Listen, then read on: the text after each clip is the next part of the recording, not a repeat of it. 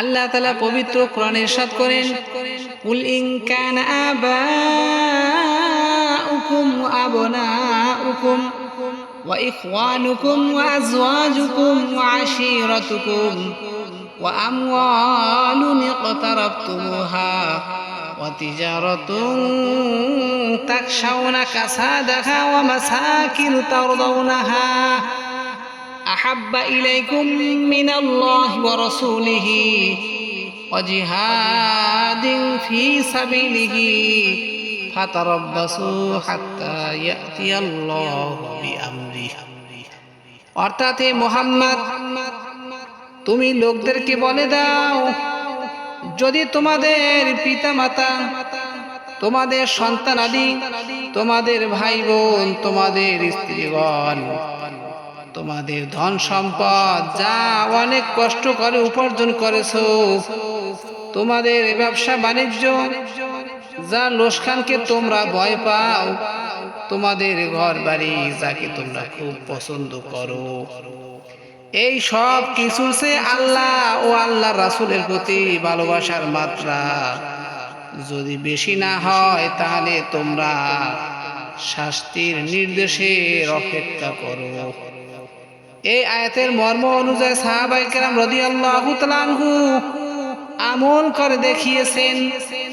নিজের স্ত্রী পুত্রের চেয়ে, নিজের আপনজনের চেয়ে, নিজের ধন সম্পদের চেয়ে, নিজের ব্যবসা বাণিজ্য এবং ঘর বাড়ির চেয়ে, এমনকি নিজের জীবনের চেয়েও কিভাবে রাসূল পাক সাল্লাল্লাহু আলাইহি সাল্লামকে ভালোবাসতে হয়, সাহাবায়ে কেরাম রাদিয়াল্লাহু আনহু তা দেখিয়ে গেছেন। হযরত আবু বকর সিদ্দিক রাদিয়াল্লাহু তাআলা আনহু তাকের যুদ্ধে সমস্ত মাল এনে দিয়েছেন, ঘরে কিছুই রাখেননি। তার মনোভাব হলো রাসূল পাক সাল্লাল্লাহু আলাইহি ওয়াসাল্লামের চেয়ে রাসূল পাক সাল্লাল্লাহু আলাইহি সাল্লাম এর জন্য সব দিয়ে দিলাম। সারাটা জীবন তিনি রাসূল পাক সাল্লাল্লাহু আলাইহি সাল্লামের জন্য ব্যয় করেছেন। তিনি মক্কার একজন বড় ধনী ছিলেন। শেষ পর্যন্ত তার এমন অবস্থা হয়েছে যে নিজের জন্য কিছুই রাখেননি। রাসূল পাক সাল্লাল্লাহু আলাইহি সাল্লামের জন্য নিজের সব কিছু উজাড় করে দিয়েছেন।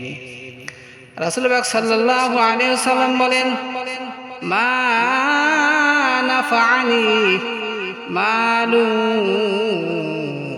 ওয়াতু মা নাফানি মালু আবি বকর।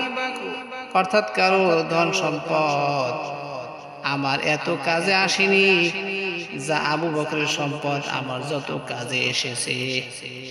আবু বকরের বদলা আমি দিতে পারবো না, একমাত্র আল্লাহ ছাড়া।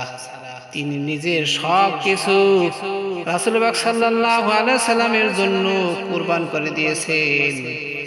তিনি প্রমাণ করেছেন নিজের ধন সম্পদ, নিজের সম্পদের চেয়ে তিনি রাসূল পাক সাল্লাল্লাহু আলাইহি ওয়াসাল্লামকে বেশি ভালোবাসতেন। এক মহিলার ঘটনা শুনুন। উহুদের যুদ্ধে একবার সংবাদ ছড়িয়ে পড়ল যে রাসূল পাক সাল্লাল্লাহু আলাইহি সাল্লাম শহীদ হয়ে গেছেন। দ্রুত সংবাদ মদিনায় পৌঁছে গেল। মদিনা থেকে উহুদের ময়দান 3 মাইল দূরে।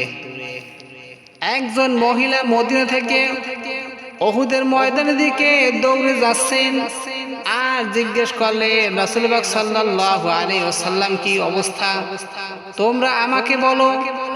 একজনে বলল, তোমার ছেলে তো শহীদ হয়ে গেছে। মহিলা বললেন, রাসূল পাক সাল্লাল্লাহু আলাইহি ওয়াসাল্লামের কি অবস্থা, তোমরা আমাকে বলো। তিনি শুধু ময়দানের দিকে ছুটতেছেন আর জিজ্ঞেস করলেন, রাসূল পাক সাল্লাল্লাহু আলাইহি ওয়াসাল্লামের কি অবস্থা, আমাকে বলো।